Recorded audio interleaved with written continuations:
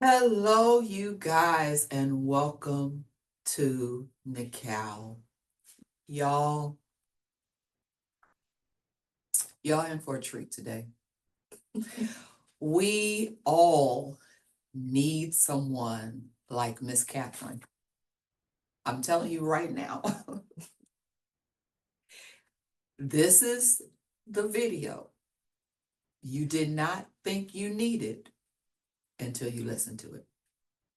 Everybody needs to hear this. Okay, I'm gonna try my hardest to stay with the questions, but that probably won't happen. I'm just, I'm just saying. Usually I am interviewing, but I want she and I just to have a conversation. Join in to listen in on this conversation. All right. I'm going to let her introduce herself and let her tell you what she does and where she does it. Okay, thank you. Thank you so much. Oh, thank you. It's awesome. Like I'm just so excited.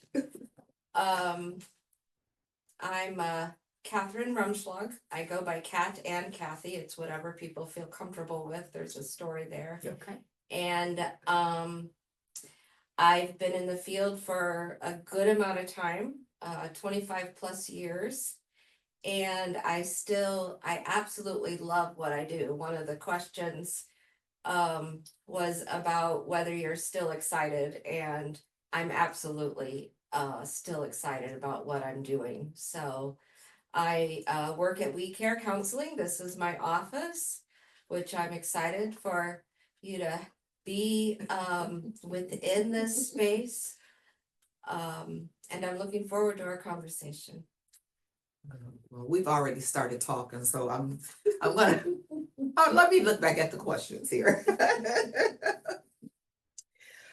So, what is your experience with counseling diverse backgrounds? I'll say diverse meaning racially, even different orientations. What is your background? And so I kind of grew up working, I did 10 years at Charter Beacon as a music therapist. And so obviously, anybody who came in for help from children 5 years old up to we had a geriatric unit. Oh, wow. And so I've always worked with lots of different people. And honestly, I've learned so much from the people I work with. Um, of course, I was at Parkview for several years, and so they actually did training on diversity.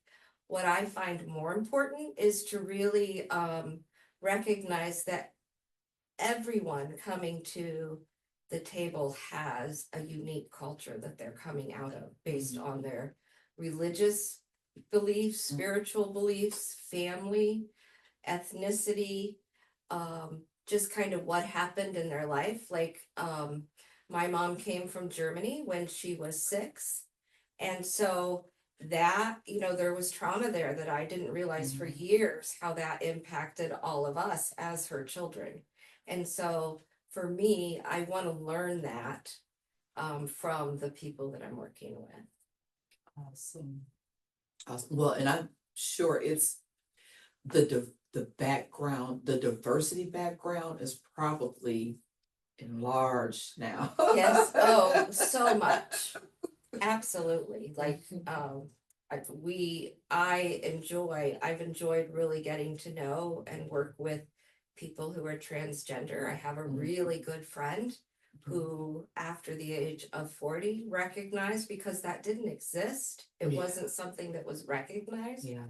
And so that's been really important for me to honor. I have a step grandchild who transitioned, and he kind of, I don't have a lot of contact with him, but he kind of shared his story on Facebook. So that was really a neat experience.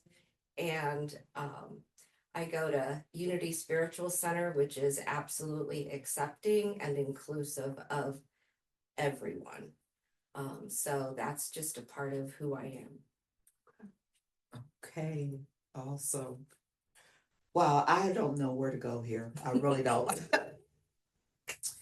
You know, an important question I think is, why do you think people are so reluctant to get counseling? So yes, so the interesting thing is, one of the questions was around, is it a sign of strength or weakness? And I think that ties into this. And what I realized as I was considering that is that we actually need to get rid of that whole way of thinking about it. We don't ask that question when people are going to get cancer treated or going in because they have a heart attack or a broken bone. The brain is an organ, just like our heart and our kidneys. And so, because of that, we're going to experience dis-ease based on all of our experiences. And so, of course, everyone would benefit, would absolutely, it would make their life better Mhm. to seek out expertise. Like, we don't even know what we don't know, and we don't Wow. know what we don't know. Right. And so it's so important to just be open.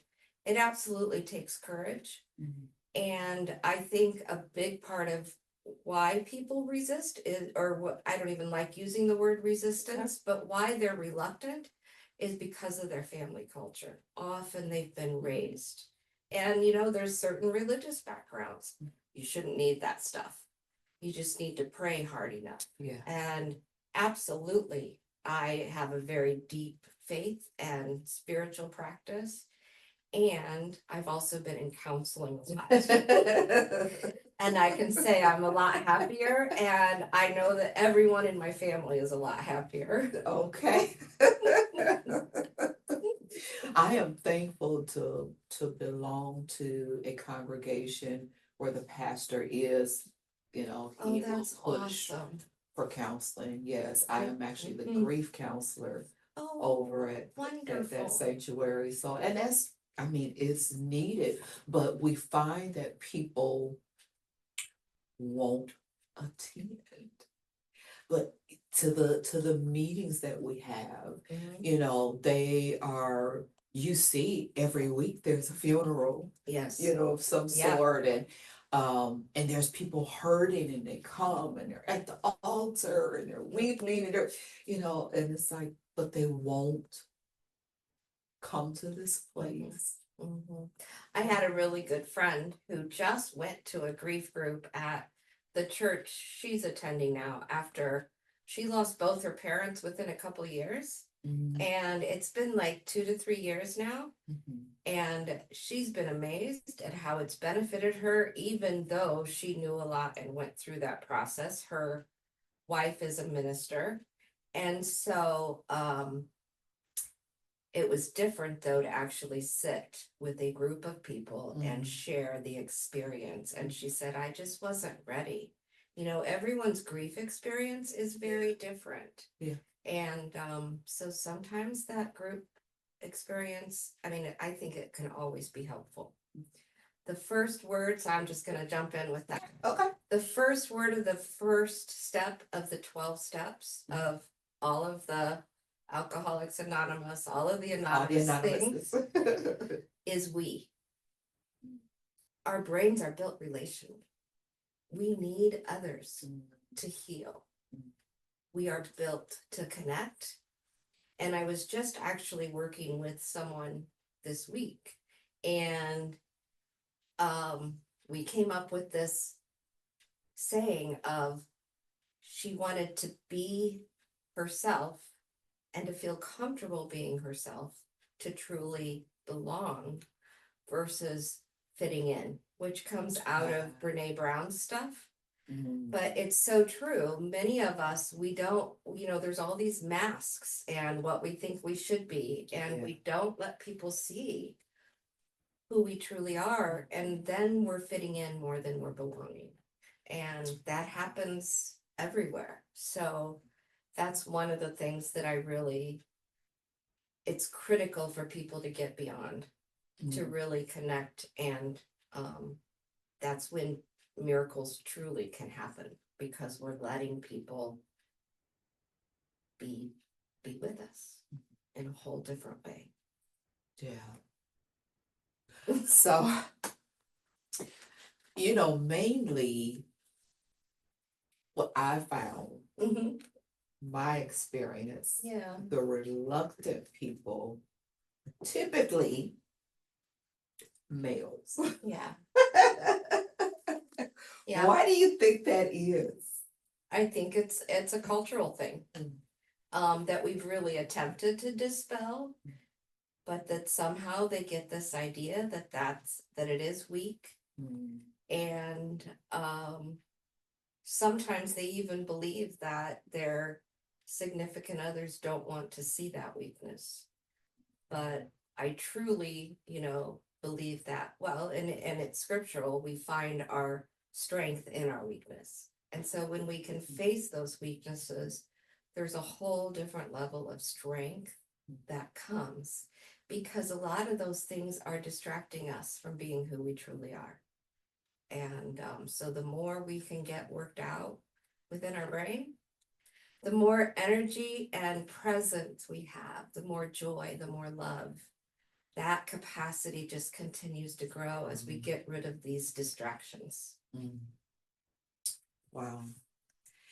Can you describe a time you had to manage a difficult situation? Maybe you had to call someone else in. Have you ever had one of those? Have you ever had one of those moments? Or are you that individual that other people have to call on? I can see that happen. I definitely can see that happen. I think it's a both and. I've definitely had those situations. I haven't had as many recently. Okay. But definitely, like I remember one that was really significant, which was actually with a coworker. Wow. And it took our supervisor working with us and to really work through that, because we just, she triggered stuff that was unresolved, unhealed for me, and obviously I probably did the same thing. Wow. And so that's part of what we looked at, was where was this coming from. Okay. So that was really helpful. Mm. I've worked inpatient, so of course you can get into situations, but I remember one where we were in the gym when I was doing music therapy, but I was doing rec therapy at the time. And two of the adolescents were getting into it. Uh-oh. And I actually stepped in between them, which I wouldn't necessarily recommend or do. However, it absolutely worked because they both respected me. And so they stepped back. So when people know that you truly care, and a lot of times, like when things have happened in my intensive outpatient groups, the other clients have even stepped in, because, Wow. and stuff is gonna happen. um, we all have things that can be triggered. We all have limitations. I just went to an ethics thing in Indianapolis, and that was one of the things she talked about, is we have to be aware of what our limitations are and what our hot points are, so that we can be effective. Mm. I'm thinking, like, what are my high points? Yeah. Have I located those? I need to think about that.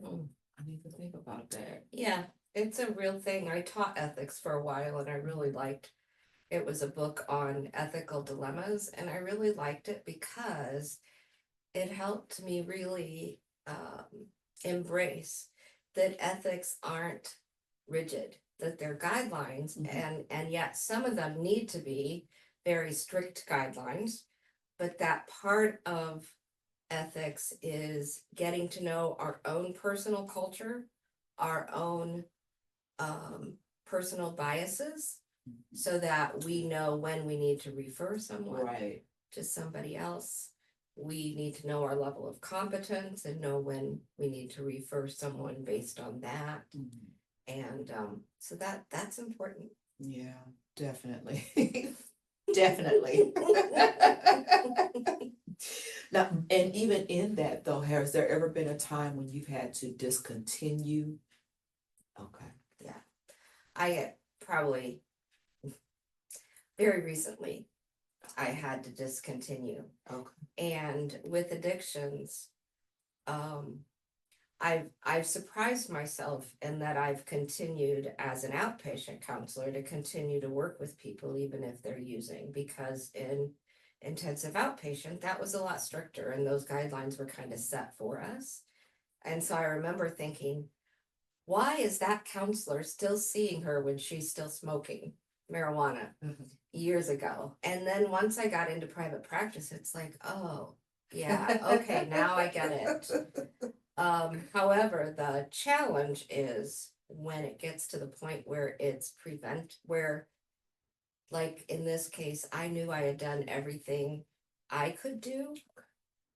And that to continue to see her would actually be enabling and almost giving her permission to not take the steps that I was recommending. Because she needed a higher level of care. I could not give her what she needed to be successful. And that, when you care about, I mean, it was like a 2-year relationship. So obviously I care. It's not, one of the things that's part of my culture is that my family took foster children. And so at a young age, I learned to love deeply and to release, because like they would go back to their families. And so that's been a real gift for me, because I love the guests that I work with now. And I can say that, and I can be comfortable with that, and they know that. And, you know, I've always known that that's part of why I'm here, to be that love, to help with the healing. You know, God is love. Yes. So that's, you don't have to say anything. It's just in how you're connecting with the individual. Exactly. And I don't know if I got off track. Yeah, no, that's fine. No, that's fine. And even at those moments, you know, when you just love, Yeah. you know, have you found at one point where you've had to kind of like step away for a moment because you've gotten a little emotional? Have you been, yeah? Yeah. And often it's with someone who continues to use or continues to relapse, because I've worked in the field for so long. I've worked inpatient. I've had clients who have completed suicide even when they were starting to get better. Wow. I've had clients who have overdosed and died. Wow. So I know, you know, the nurse that I worked with at St. Joe would say we're fighting. I know, I spent 10 years there. Would say we're fighting for your life. And at first I was like, that's like an overstatement, exaggerated. But it's become, and that was before the whole opiate epidemic. Okay. We started to get more of that as we got in, and I actually got to go over to the ER with one of my clients then, who had overdosed and is now successfully married and has 2 children and has done a wonderful job. But that's not the story for everyone. And so I can get really emotional trying to get that point across to please, you cannot do this on your own. If you could, you would be doing it. And one of the things I've come to understand, which has really helped people, I use information from this DVD, Pleasure Unwoven, and it's a really good integration. And I used to watch it all the time because I've done intensive outpatient program for so long.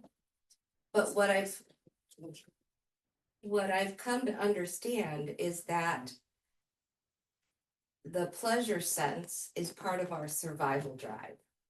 And of course, in a true survival situation, that has to override our thinking brain for us to survive. And so what happens with addiction is alcohol or drugs becomes equal to survival over food, over relationships, over life. And this is why we die, because that's the one thing that's going to override our thinking brain. This is why we need help, because when it's active, we can know we don't want to. We can, you know, we can love our family. We can well, there's often a lot of shame, which is part of what we need to get through, right? Okay. Because that will keep us disconnected and in addiction versus getting into recovery. But it's the one thing that overrides our thinking brain. So the continued use has nothing to do with how much we love our family or anything. It has everything to do with the fact that this brain, this addiction has escalated or progressed to the degree that it's overriding. You lose top-down control.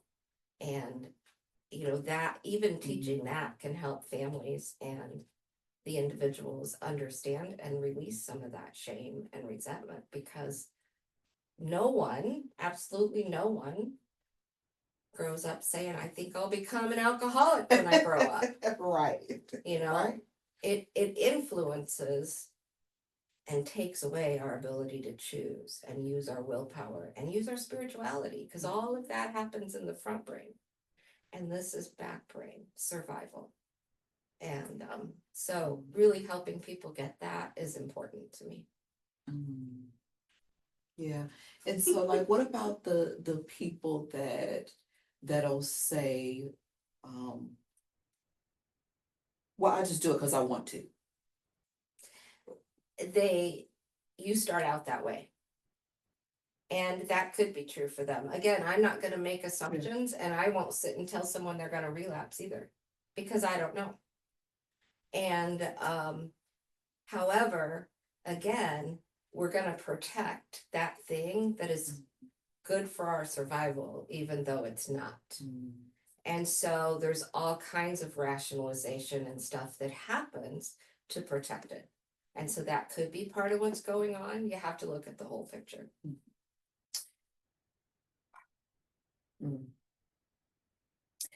Do you feel like, because I know that you are a woman of faith, you are a spiritual woman, does your inner knowing ever play a part in counseling, or is it all, this is what the book said, this is what I've learned?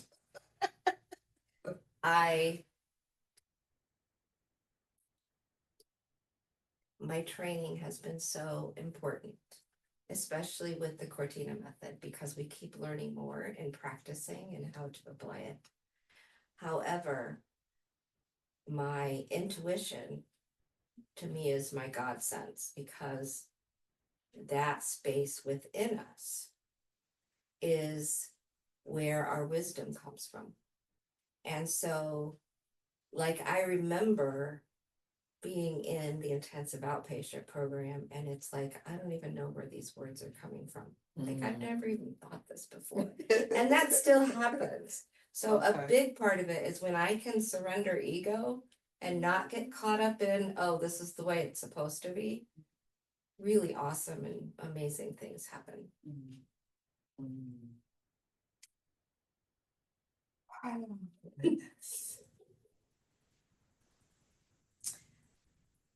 You mentioned the Cortina method. What is that? So it's a brain-based healing methodology that is strategically set up to actually resolve the stuck trauma and emotions, most often coming from that fight or flight response, and kind of getting stuck there, so it feels like it's almost still happening. So that the person can walk away after one, maybe 2 visits, and it's like life has changed for them because it resolves it. It's not a matter anymore of just coping with it, and they're not required to relive the experience. And so that's one of the reasons people are reluctant to come in, is they don't want to relive the pain. Well, who would? Right. And we used to think, and many people still believe, that you have to solve it. That's no longer true. it's a different way of working with the brain. It's just an amazing method that I truly believe is revolutionizing the way we work with individuals and the brain. Awesome. I know one of the things that I say, the main thing that I say, for the grief counseling is you don't have to relive the pain in order to gain support. Right, for right. it.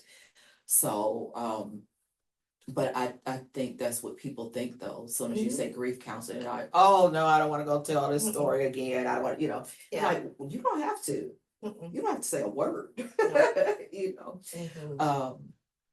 don't have to relive it. Yeah. Now, when you were saying that though, how is that different from is it the RRT? Yes, so it's different in that that's where the original, that's what I was originally trained in.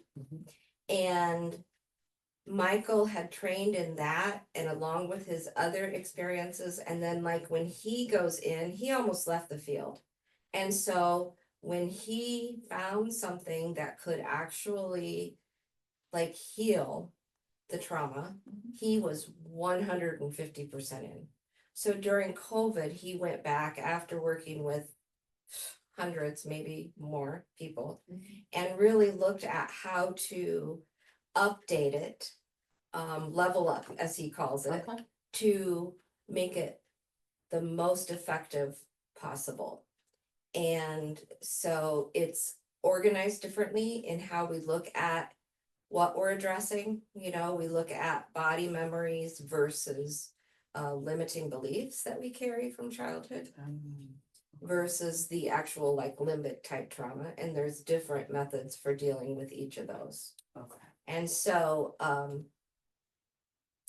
it's that, and then we incorporated movement because we've learned so much about how our body carries trauma, and we want to get that moving in order to get this stuff unstuck. So we do actual movement, and it's fun, and it gets the energy moving in it. I mean, I will use that in regular counseling now too, sometimes, Really? because it's just, people are amazed at just how intentionally moving in certain ways can decrease anxiety. Many times, when you're anxious, you pull in and you tense want to, up.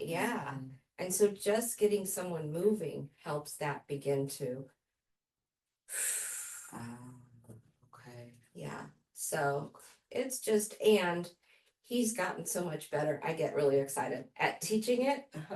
And there's always more to learn. One of the things I love about the Cortina method is it's set up, the structure is set up to cause an increase in neuroplasticity, which then allows the reconsolidation to happen. And there's thousands of research things out there on reconsolidation. So all of this is centered around that. And that's part of what makes it happen so rapidly and completely. And even at the end of a visit, I will ask the guest, is it okay to be okay? Because part of I had one individual early on, before I knew what I know now, that we resolved it. And 2 days later, I checked in with her and she was like, I didn't know what to do. And she said something like, I just took it all back. We can rethink our way into those things that we resolve if we want to. So part of it is really letting people know that, life without this stuff that we become identified with, that's to be discovered. Just like learning to walk is to be discovered, just like going to school is to be discovered. We somehow get this idea as adults that, this is me and nothing, how can I not be me? Yeah, we can discover a new paradigm, a new way of living life. And it's just who I am. Yeah, and you discover it day by day because it doesn't have to be just who you are. We don't, it's not a life sentence anymore. And that's just amazing to me. Wow. I just get so excited. Well, see, this is how, see, I've spoke with Miss Catherine before, and see, this is how she was with the RRT, like. And this is better, this is so much better. It's just, we've continued to build and continue to learn and to grow, and, you know, he continues to update things, and we learn more about language and how that impacts the subconscious. You know, even a simple thing like, negation. We so often focus when we're in distress on the things we don't want. Right. But if I say to you, don't even for a moment think of a large purple Santa balloon above us, automatically, our brain is endlessly creative. Yeah. So those don'ts fall off, and our brain keeps getting stuck in what we don't want. And so part of it is flipping the script and really recognizing and supporting the brain in moving towards what we truly want and what's truly in what's intended for our highest good. You know, yeah, the suffering, the things that happen to us are necessary. They give us compassion, they give us connection, but they're not meant to be something we have to live with the rest of our lives. Even grief, you know, grief is, so one of the ways that I've come to look at it is, you know, again, our brain is built relationally. And so grief is the attempt to connect with someone in a way that is no longer possible. Oh. Okay, I'll stop there. Woo. Okay. You know, I'm always listening for that clip that I could Yes. put out there. That was Yeah. it right there. And so I Yes. believe that when we get to understanding that and accepting that love that we share with them, the light that they were in our lives, that soul connection, it doesn't really ever go anywhere. It's outside of time. And it's adjusting to the fact that we cannot connect on this physical plane, but they're learning more and more about how we actually have an ongoing connection with the people that we love. We can't not. Wow. And so that then frees us to really live our life in the present, because of course that's what they would want. They don't want us to suffer over their death. Yes. And I've been working with, I've worked with several people who have lost kids and or had a miscarriage. And what kind of came out of that is that for whatever reason, beyond what we can understand, their life was complete. Which means that we can't lose the experiences we've had with them. Technically, we can't lose experiences we haven't had with them because we haven't had them. So one of the places that I believe our brain gets stuck on is wanting to continue to live out their birthday and it's like, let it all go. Yeah. Because they're not aging anymore. Right. They're in whatever we know in a place that is beautiful and free. And they would want us to be as free as possible. And I told my kids, like, when I'm gone, you can disconnect all my social media, all of that type of stuff. I don't be talking about happy heavenly birthday. Yeah. I don't want. I'm so glad to hear someone say that. Yeah, I'm gone. Leave it alone. I can honor that some people need to do that. Yeah. And it's not. It's to me that's not Do relevant. something different, but I don't need you to do all of that. You know, and it's just for those individuals. You know, anyways, the person is gone. I'm gone. So that's right. I don't need to do that. But you said something I want you to go back to. Okay. You mentioned how we hold trauma in our bodies and how it manifests. Let's talk about that. Because I know of some people who have had traumatic situations, life experiences, life Mhm. encounters, Mhm. and they will say, "Oh no, I don't, I'm free from that. I'm healed of that. I don't let that bother me anymore. I don't, Mhm. and I'm on the outside looking in and I can see, Okay, yeah. but they they don't. And their Mhm. body Mhm. is manifesting things, Mhm. and the doctors are like, we don't know what's going on. But Yeah. here goes some pills. Yeah. Yes, absolutely. Absolutely. So speak to that. Well, that's a topic that we couldn't even begin to cover. There's so much information out there. Mm, We know now the importance of the mind body connection and how that really um how important that is to acknowledge. It's not considered woo woo anymore. It's like we know mm, that our body will manifest mhm, the things that are unresolved in our brain. mhm. And actually the book we talked about, Right. Radical Hope, it has the 10 key healing factors that put chronic illness into remission. They started out by looking at people with like stage 4 cancer that would go into remission, like they were never supposed to live, and looked at what they did. So Kelly Turner did all kinds of research on this. And then she's gone on to look at other illnesses too. So the Radical Hope actually has Wanna stories grab this from, book. yeah, stories from individuals with other illnesses, and it's just amazing.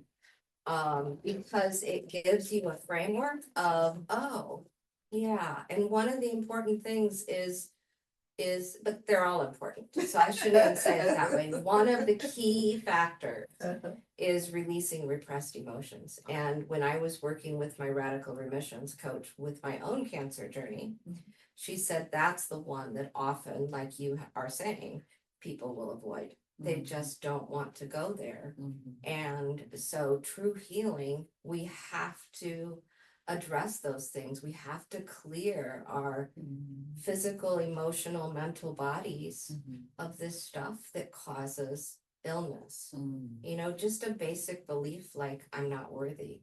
Mhm. And we can know up here that we're worthy, but if it's still showing up subconsciously because of whatever experiences Yeah. we've had, we need to get that healed. Yeah. Otherwise, we're blocking, shame blocks the love. It Mhm. keeps us from receiving. I can love you all I want, but if you don't believe you're lovable, Right. even if you aren't taking it in, even biochemically. So it's just it's huge, and it's really cool. I've been doing TCM for a couple of years now, and just I had one individual who her shoulders released, and that tension has never ever come back after that visit. Wow. One of the individuals stopped having leg pain, and we didn't even know that was a thing. And she was like, yeah, and since our visit, the leg pain is gone. Wow. So there's all kinds of documented things where Wow. they've related cancer to different things, and I believe that. Yeah. Stomach issues. big, Stomach big, issues. it's huge. Mhm. Yeah, and so Mm.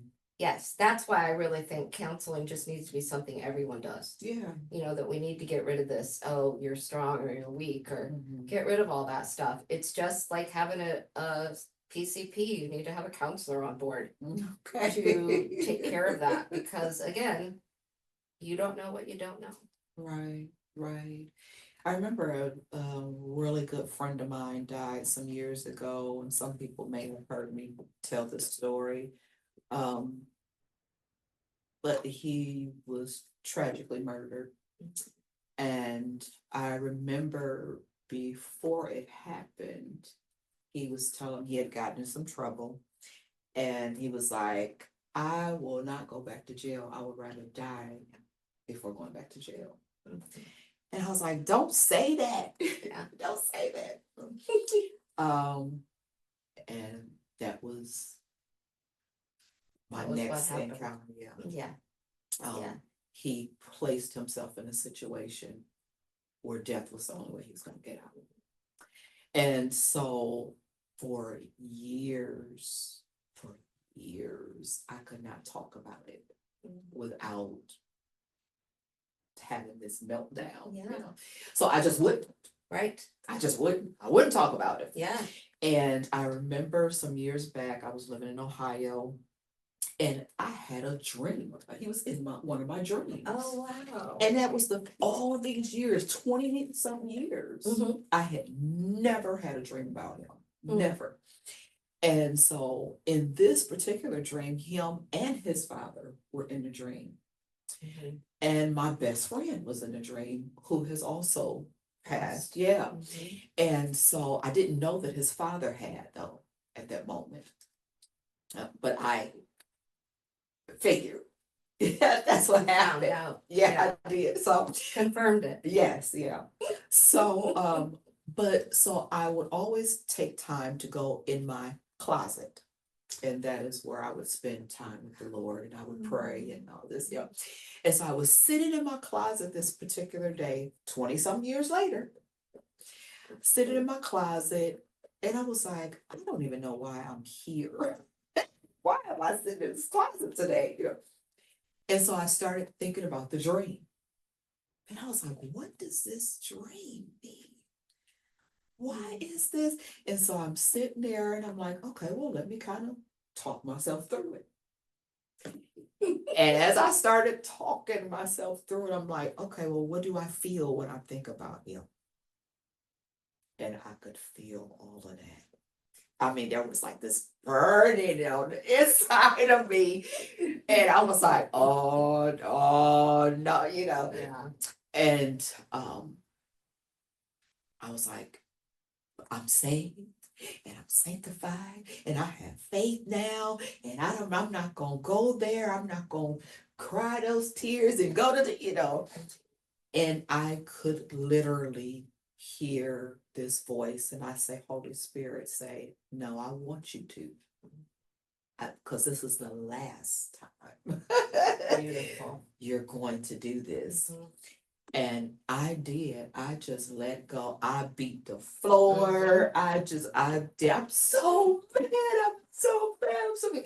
Yes. You know, and I did that and I'm able to talk about it. You know, but it Yes. had to be that release. Yes. But all those years I held it in. Well, because think about it. If you dam up water, Mhm.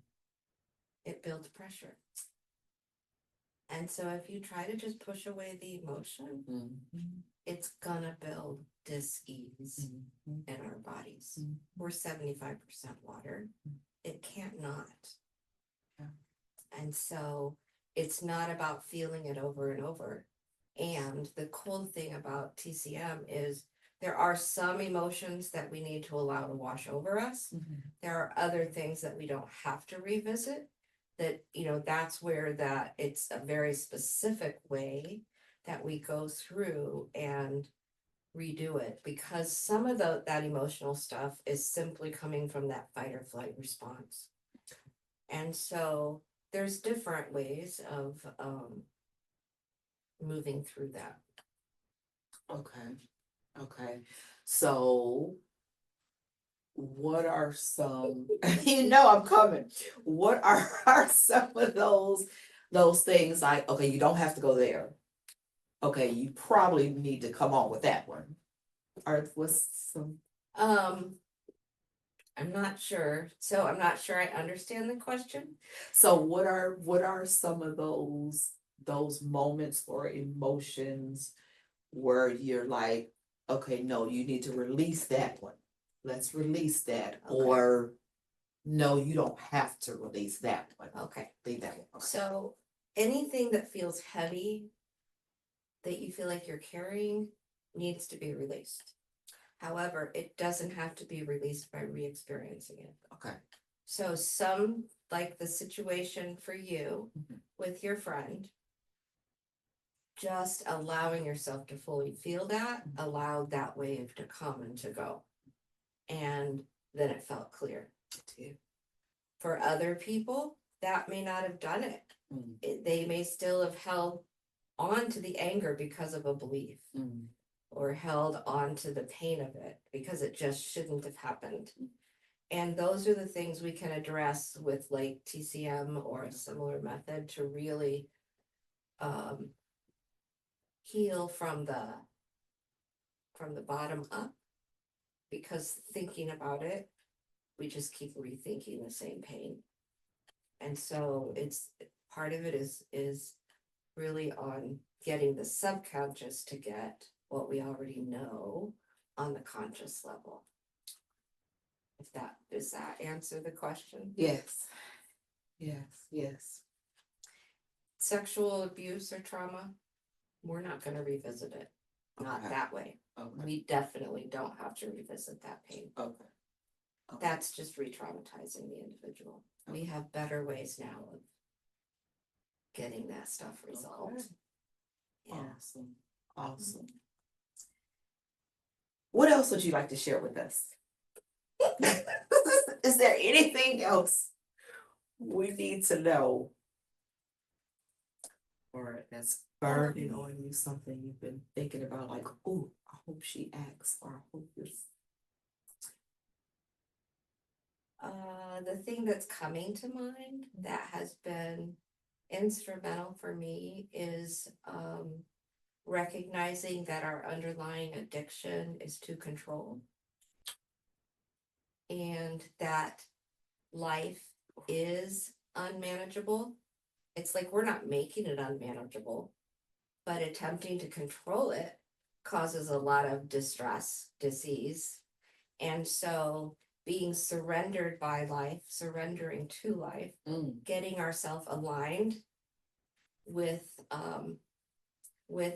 whatever we believe as far as higher power is critical, because a lot of that control is what really causes a lot of the challenges in life, in relationships, in work, in everything. That's so good. Oh my gosh, that's so good. Yeah. Wow. Well, and that comes from this book here. My friend Glenda and I did a book study on that. And that's the first chapter on step one. And that was so instrumental because it took it so much deeper. And it really helped me see how even working this 12 steps can be a way that people are still attempting to control their addiction. And if we could do that, we wouldn't have people dying from addiction. Yeah. Yeah. And it's just so much bigger. Family members, again, when I started to go to Al-Anon, I wish I'd gotten there years before. Really? Because it's a beautiful way of learning to detach with love and keep ourselves in a place of peace despite what's happening with that person. Again, the more addicted they get, the more we want to control and keep things safe, because that's so important, and that just actually creates more chaos. So it's an awesome roadmap. And now there's Celebrate Recovery, which is the same thing, it's just faith-based. And so we have so many resources. I just encourage people to use them. I had someone lately come in and chronically has struggled with relapsing despite her faith, and found this program called Reframe, and it's been instrumental. And it could just be that she's ready now on a different level. One of the things I love is it's not going to rain until the conditions are right for it to rain, and it can't rain one moment sooner. And so that's true with recovery. All of the conditions have to be in the right place for this next thing to happen. And if we could make it happen, Well, of course we would, Right. but most of what happens is outside of our conscious awareness. And so part of it is accepting, acceptance and gratitude are miraculous. Joy, bringing a person back to joy. Mhm. Because often where we get stuck is in trying to change something we can't, or not changing something we can, because of all these rules we've placed or agreements we've placed on ourselves or in life, if that makes sense. Yes. Yes, it does. Now I know this is one of my favorite questions, Okay. but I'm pretty sure I already know your answer. Okay. Has there ever been a time where you have wanted to quit? And what did that moment look like?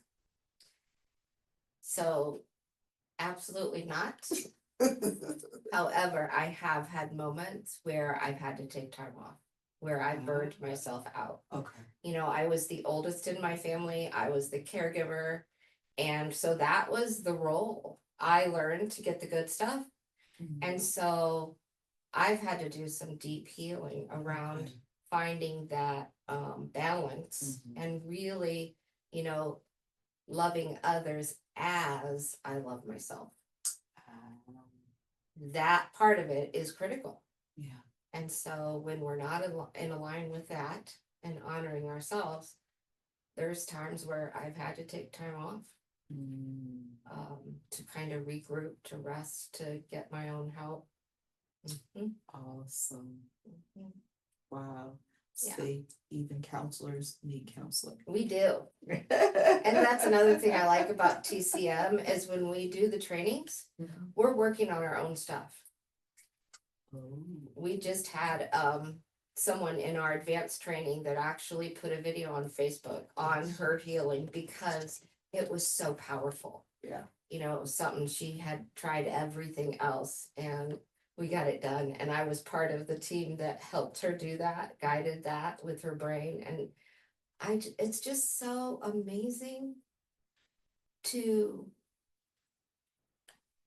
get, we call it distractions, get those things that are distracting us from being us and allowing people to more fully live and connect with life. And I'll never get tired of it. So I know I interrupted myself. I'll never get tired of that. My friend Ada is 80. And the minute we had kind of lost contact, we worked together way back when we were at Charter. She was an art therapist and I was a music therapist. And then we both went on. And we reconnected and I was telling her about TCM. And she went home and signed up for the next training. She's like, I'm a lifelong learner.